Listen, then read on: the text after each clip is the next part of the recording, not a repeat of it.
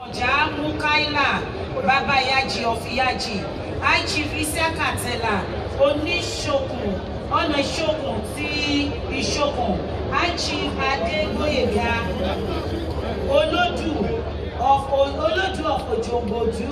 High Chief Jimoh Oyeleye Alákẹ̀tàn of Akẹ̀tàn High Chief Oyeleke Yusuf Onídòdẹ ti Ìdòdẹ High Chief Abu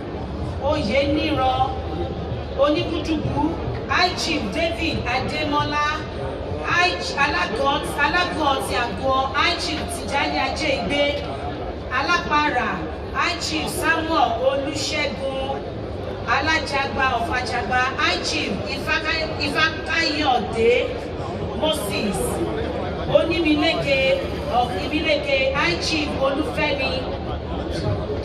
Elépè Ìṣẹ̀kẹ̀ Adẹ́kẹ́ Alhaji Kazeem Adésínà lábẹ́ bẹ́ẹ̀ ni mo kí gbogbo lọ́balọ́ba ní ìjọba ìbílẹ̀ mẹ́rẹ̀ẹ̀rin tó wà ní Ọ̀yọ́ àti agbègbè rẹ̀ Àtìbà Ọ̀yọ́ East Ọ̀yọ́ West and Àfíjíò. Ní báyìí náà ayaba fẹ́ ṣe ìrónilágbára. Ẹ jọ̀ọ́ àwa tá a wà níwájú kábíyèsí ẹ jẹ́ ká ṣe pápápá. Lẹ́yìn tí wọ́n bá ti ṣe ìrónilágbára yìí tán bí máa pe Senator Monsurat Sumonu, first female speaker in the history of Oyo State, wá sọ ọ̀kan tí wọ́n mọ̀ nípa ikú bàbá Yèyé.